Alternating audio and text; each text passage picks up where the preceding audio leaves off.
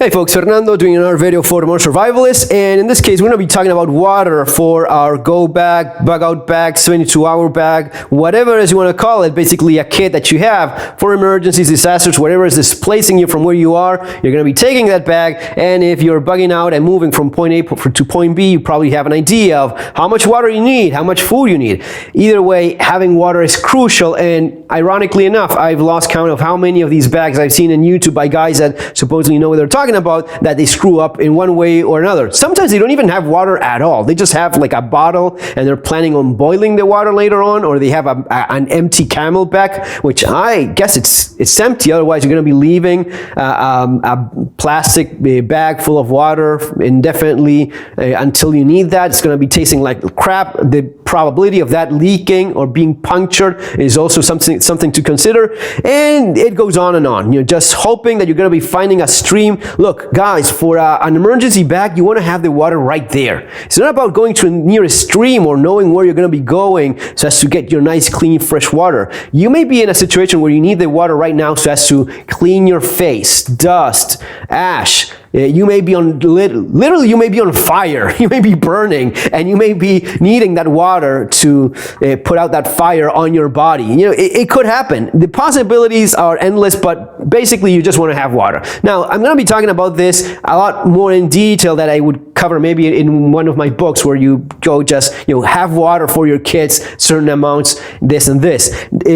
I'll go into some of the things that you probably haven't considered before or maybe thought about, but not in this same manner. Look, first of all, you just want to have the actual water with you, not a filter, not tablets, just actual water in case you need it, so as to clean your face. Look at the images from 9/11. There's some footage of people running into stores and washing their eyes and their faces with bottled water because they're desperate for that. They just want to clean their airways so as to be able to breathe. A sip of water may not just be about thirst. It may be just about cleaning your throat from pieces of wall, of a collapsed structure, maybe because of an earthquake, fire, volcano like we're seeing right now in La Palma. So there's endless possibilities. Besides all of that, water is just essential to us to keep you alive.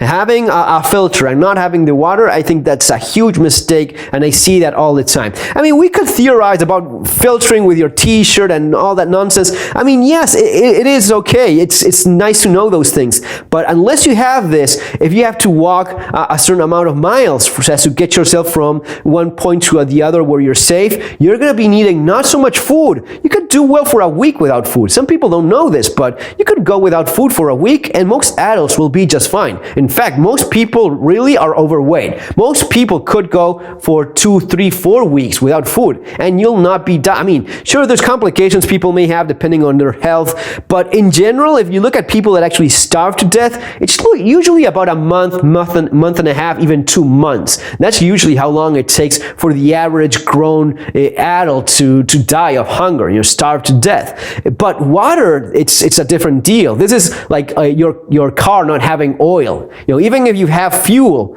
if you don't have oil in your car, you're going to be burning the engine in just a few miles, if that. So water is essential for your body, and if you have to not only clean yourself, as I was saying in the beginning, but if you have to cover a certain distance, it's actually a good idea not to eat a whole lot and just go with having sips of water. This is something that, especially in warmer climates and even in cold ones, this is essential for you so as to get from point A and point B when walking. You're going to be sweating, you're going to be needing this stuff. Now that we've explained a bit more why you actually want this, how is it that you can keep it? Well, one of the things that I get asked the most is, what's a good cheap kit, a good inexpensive alternative? Just buy a bottle of water. I know that there are some bottles that these days are more degradable and they start leaking. Now look, this bottle I bought like a couple years ago in Italy. I refilled it in the Vatican in one of the fountains in St. Peter's Square, and this is still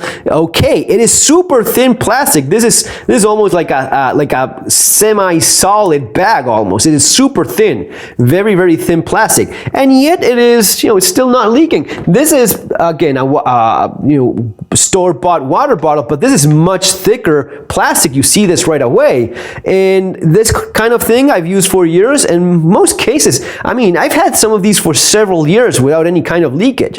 Having them in my car, which, you know, it's moving around a little bit, but this would be a good, inexpensive alternative. One of the advantages is it's quite translucent, so light goes, transparent, so light goes through very nicely. So if you're trying to make that water safe for drinking using sun, so as to sterilize some of those bugs that you may have in there, that's always a good idea.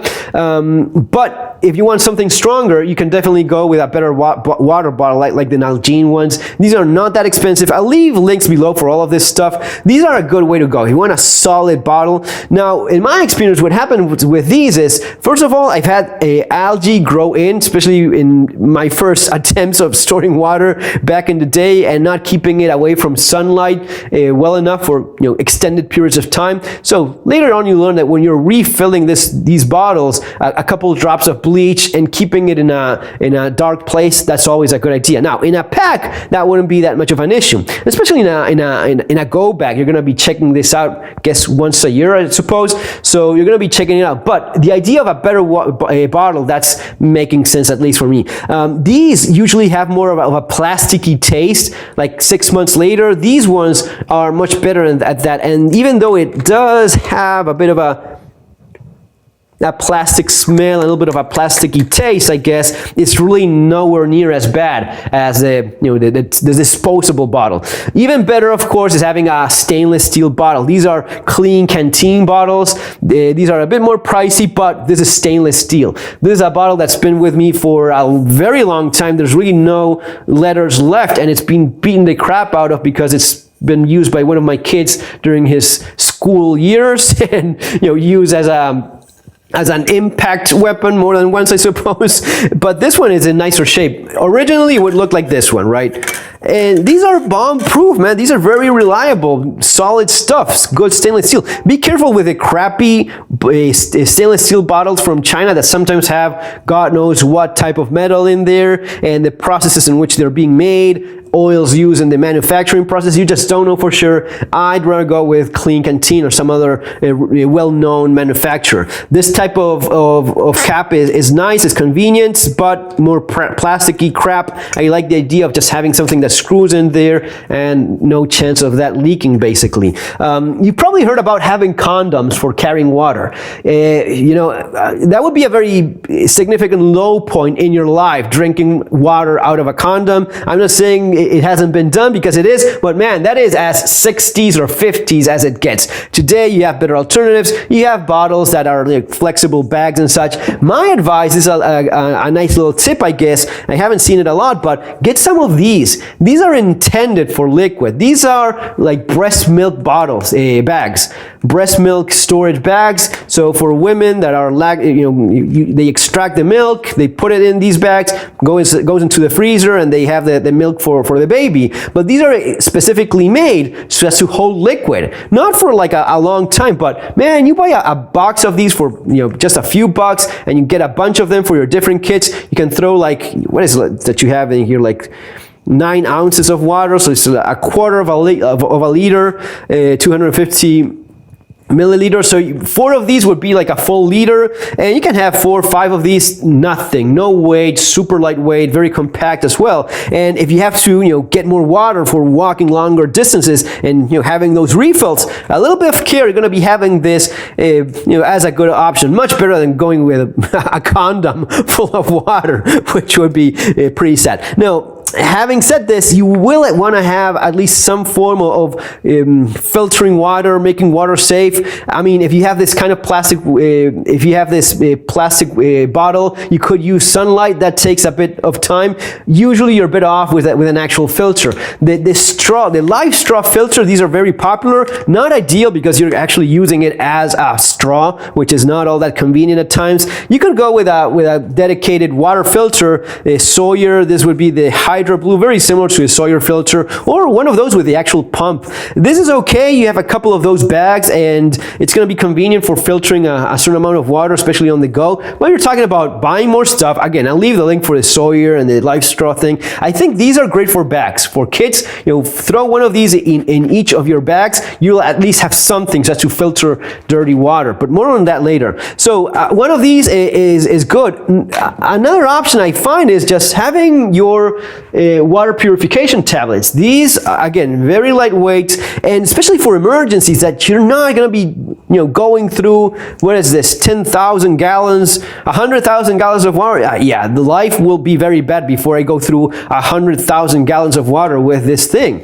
It's great that it can do it, and that's fantastic. One more little tip. If you think, oh, I'm one of these guys that use my gear, sure, use your gear, but keep in mind that if you're keeping this in an emergency kit, make sure this is perfectly dry before storing it for an emergency kit. Because if you use this a couple of times just to check it out, and then you leave it wet, you'll have all sorts of crap growing inside this, because water is going to be allowing that to happen. So this has to be perfectly dry before you store it. My advice is get something from a reliable manufacturer, store it as it is, and don't mess with the possibility of this being contaminated even before you need it, right? The Life Straw is very good at this sort of thing. Just you get a few of these and throw it in your bags. Or these, wouldn't be bad to have a couple options. So with these, my advice would be, if you have these milk bottles, bags, you could collect a bit of water. You could pre-filter it with one of these coffee filters. Coffee filters have a million different uses. It could be tinder, could be filtering air, desperately in a last-ditch way. But coffee filters have a ton of uses. One of those is, making improvised water filters. Look, for this sort of thing, you would be using it like a cone, and throwing water little by little, pre-filtering it, so as to remove some of the larger chunks of crap, debris, and all that stuff, and little leaves and twigs and dirt. So this is going to be making this water a little bit cleaner, and then go with the actual water purification tablet. This would be a nice way to get water safe on the go, and without a lot of money being spent or a lot of bulk weights in your bag. This combination, I think it's a nice way to go, especially if you have the right containers. One last thing about containers. Another advantage of the stainless steel container is that if you live like in cold weather climates and you see the possibility of, after a disaster emergency, you want to prepare like a hot beverage, food, some spaghetti, some chicken noodle, one of these dry packages of soup. You could do this with one of these stainless steel bottles and fire, or if you have somewhere else a stove, but just a simple fire is no big deal, and with a few twigs you'll get this warm enough so as to prepare something to drink. My little trick for this was getting some of these spoons, especially the longer ones. I checked these out. I found these ones that are they're cheap. I bought a bunch of them for different kits, and after hammering a little bit on the side, I don't know if you noticed that, but these wouldn't go through. These wouldn't go through the inside the bottle, but hammering a little bit on the side was just enough so that barely goes in. And you could prepare something to eat using this as a container for preparing your food and eating straight out of it with just your spoon. So I think that's a little tip worth keeping in mind, especially if you are preparing your bag and you want to have something just to cook, prepare a hot beverage, or maybe even a soup or something along those lines. So yeah, guys, that's it for now. I hope you enjoyed this little video. I'm going to be doing more in detail stuff for your kids. See you in our next video, folks. Book Street Survival Skills, where I cover a lot of this stuff. Links below. Same for Modern Survival Manual and Bugging Out and Relocating. Have an awesome day. See you in our next video. Take care.